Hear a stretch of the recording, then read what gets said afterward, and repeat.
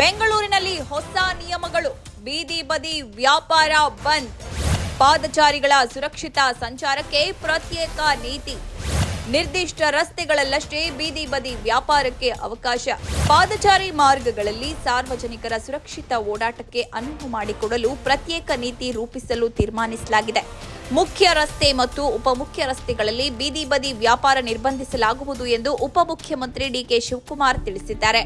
ವಿಧಾನಸೌಧದಲ್ಲಿ ಪಂಚಪಾಲಿಕೆಗಳ ಬಜೆಟ್ ಸಿದ್ಧತೆ ಮತ್ತು ಜಿಬಿಎ ಕಾರ್ಯಕಾರಿ ಸಭೆ ನಡೆಸಿ ಕೆಲ ಪ್ರಮುಖ ನಿರ್ಣಯಗಳ ಕುರಿತು ನಗರದಲ್ಲಿನ ಎಲ್ಲಾ ಪಕ್ಷಗಳ ಶಾಸಕರು, ಸಚಿವರು ಹಾಗೂ ಎಲ್ಲ ಅಧಿಕಾರಿಗಳೊಂದಿಗೆ ಚರ್ಚಿಸಿದ ಬಳಿಕ ಸುದ್ದಿಗಾರರೊಂದಿಗೆ ಅವರು ಮಾತನಾಡಿದ್ದಾರೆ. ಪಾದಚಾರಿ ಮಾರ್ಗ ಸಂಬಂಧ ಹೊಸ ನೀತಿ ತರಲು ತೀರ್ಮಾನಿಸಲಾಗಿದೆ.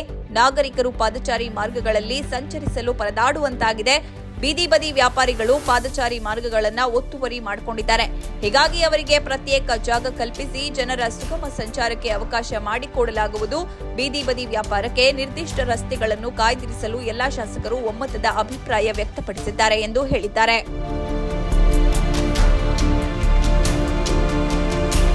ಅಲ್ಲದೆ ಫ್ಲೆಕ್ಸ್ ಹಾಕಿದ್ರೆ 1 ಲಕ್ಷ ರೂಪಾಯಿ ದಂಡ, ಟೋಯಿಂಗ್ ಆರಂಭ ಮಾಡಲಾಗಿದೆ. ಹೌದು, ಬೆಂಗಳೂರಲ್ಲಿ ಇದರ ಜೊತೆಗೆ ಇನ್ನು ಇತರ ತೀರ್ಮಾನಗಳನ್ನು ಕೈಗೊಳ್ಳಲಾಗಿದೆ. ಬೆಂಗಳೂರು ನಗರದಲ್ಲಿ ಅನಧಿಕೃತವಾಗಿ ಫ್ಲೆಕ್ಸ್ಗಳನ್ನು ಅಳವಡಿಸುವವರಿಗೆ 50,000 ರೂಪಾಯಿನಿಂದ 1 ಲಕ್ಷ ರೂಪಾಯಿವರೆಗೆ ದಂಡ. ಹಾಗೇನೇ ನಿಷೇಧಿತ ರಸ್ತೆಗಳಲ್ಲಿ ನಿಲುಗಡೆ ಮಾಡುವ ವಾಹನಗಳಿಗೂ ಟೋಯಿಂಗ್ ಮಾಡಲು ಒಪ್ಪಿಗೆ. ಅಲ್ಲದೆ ಪಾಲಿಕೆ ವ್ಯಾಪ್ತಿಯ ಉದ್ಯಾನಗಳನ್ನು ಯಾವ ಸಮಯದಲ್ಲಿ ತೆಗೆಯಬೇಕೆಂಬುದರ ಕುರಿತು ಸ್ಥಳೀಯ ಶಾಸಕರ ಜೊತೆ ಚರ್ಚಿಸಿ ನಿರ್ಧಾರವನ್ನ ಕೈಗೊಳ್ಳುವುದಾಗಿಯೂ ತಿಳಿಸಿದ್ದಾರೆ.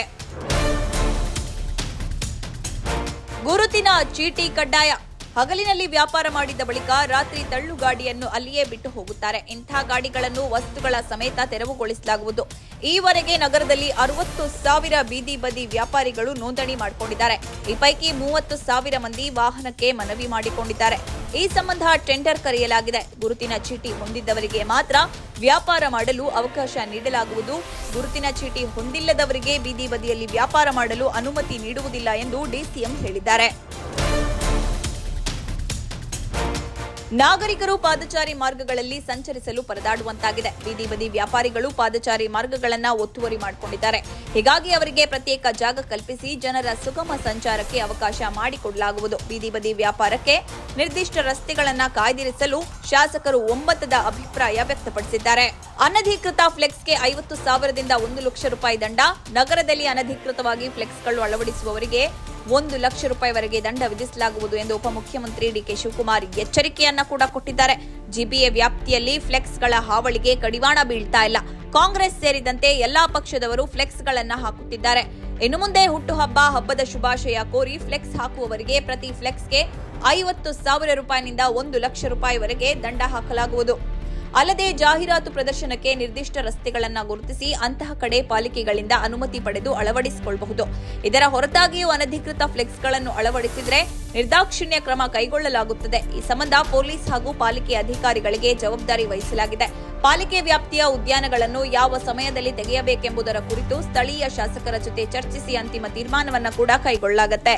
ವಾಹನಗಳ ಟೋಯಿಂಗ್ ಆರಂಭವನ್ನ ಹೇಗೆ ಮಾಡ್ತಾರೆ ಅಂತ ಹೇಳಿ ನೋಡೋದಾದ್ರೆ, ಬೆಂಗಳೂರಿನ ನಿಷೇಧಿತ ರಸ್ತೆಗಳಲ್ಲಿ ನಿಲುಗಡೆ ಮಾಡುವ ವಾಹನಗಳನ್ನು ಟೋಯಿಂಗ್ ಮಾಡಲಾಗುತ್ತದೆ ಎಂದು ಸ್ಪಷ್ಟಪಡಿಸಲಾಗಿದೆ. ಅನಧಿಕೃತ ಪಾರ್ಕಿಂಗ್ಗೆ ಕಡಿವಾಣ ಹಾಕಲು ಎಲ್ಲಾ ಪಾಲಿಕೆಗಳು ತಲಾ 2 ವಾಹನಗಳನ್ನು ಒದಗಿಸಲಾಗಿದೆ.